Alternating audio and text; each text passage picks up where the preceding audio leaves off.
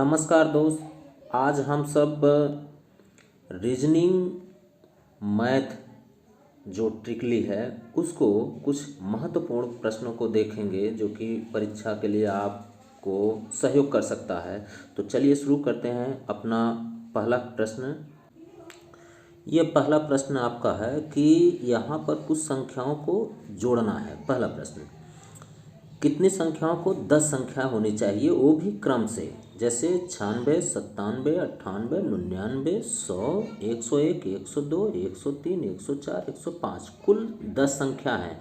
यदि क्रम से कभी भी संख्या दी गई हो और 10 तक की संख्याएं हो तो आप क्या करिए, जो प्रारंभ में संख्या लिखी गई है आप उसको लिखिए कि 96, इसमें आप 4 जोड़ दीजिए। अगर 4 जोड़ देते हैं तो कितना हो जाएगा, 96 और 4 मिल करके हो जाएगा आपके पास 100। और इसके बगल में आप 5 लिख दीजिए। ये हो गया टोटल योग। इसका योग कितना आ गया कि 1005 आ गया इसका योग।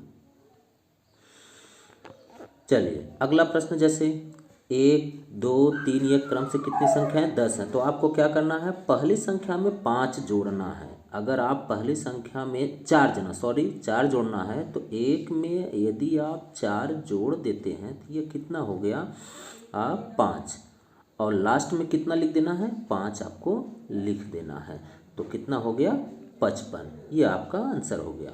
ये जो है कि लास्ट इसमें देखें कि 55 से शुरू है और कहाँ तक ये पहुँचा है, 64 तक। क्रम से 10 संख्या होना चाहिए।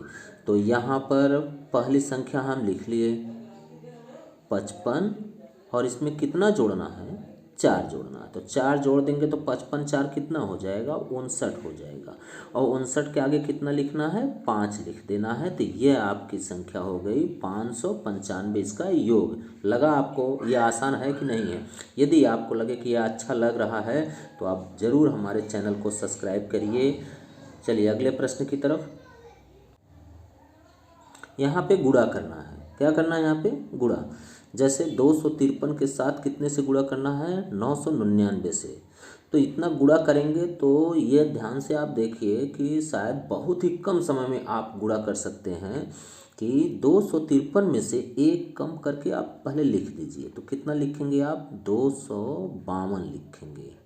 ठीक, अब क्या करिए कि यही सब संख्याएं 9 में से घटाते हुए लिख दीजिए इसके बगल में। पहले इसको घटाइए, 9 में से घटा देंगे तो 2 को, तो कितना बचेगा आपके पास, 7।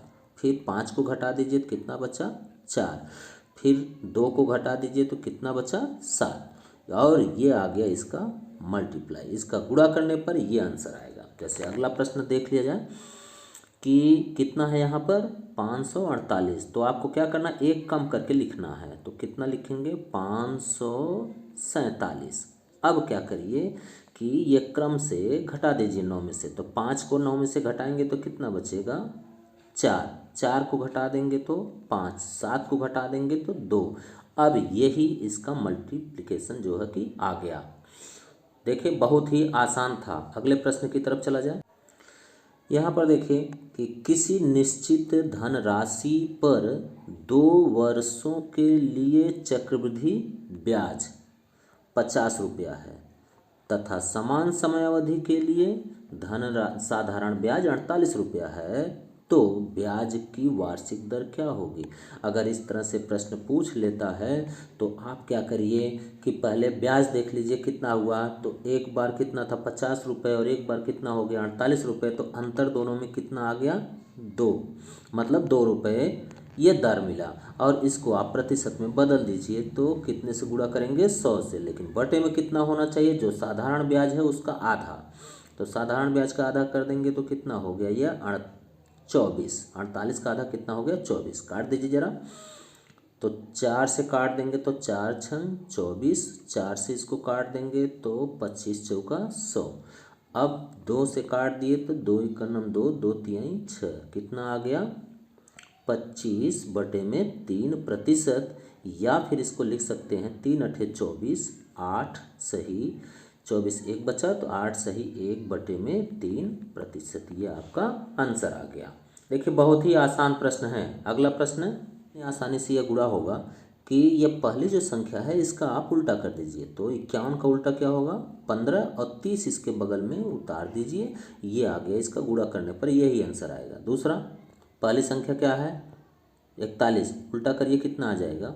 14, और उसके बगल में 35 उतार दीजिए, यही इसका गुणा आएगा, गुणनफल। और यहाँ पर क्या करिए, पहली संख्या उल्टा करिए तो कितना आ गया? 12, 12 के बगल में उतार दीजिए संख्या, 1260 इसका गुणनफल आ गया। देखिए कितना आसान सवाल है। चलिए जो है अगले प्रश्न की देखिए, यहाँ पर क्या है, कड़ी को हल करना है। तो आप ऐसे कड़ी को आराम से हल कर सकते हैं, जो लिखा हो इस तरह से। तो आप लास्ट वाले को पहले हल करिए। तो लास्ट में कौन सा लिखा है? 49।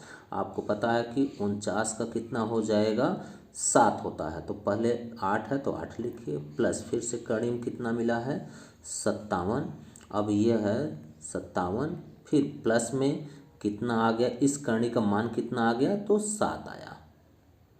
अब 7 और इस 57 को जोड़ दीजिए, तो फिर ये कितना आ जाएगा आपके पास कि 8 प्लस कड़ी में 7 7 14 और 1 6 64। कड़ी में 64 का मान कितना होता है? 8 होता है। तो यह है आपके पास 8, और प्लस इस कड़ी का मान निकला कितना? यहाँ पर 8 आया।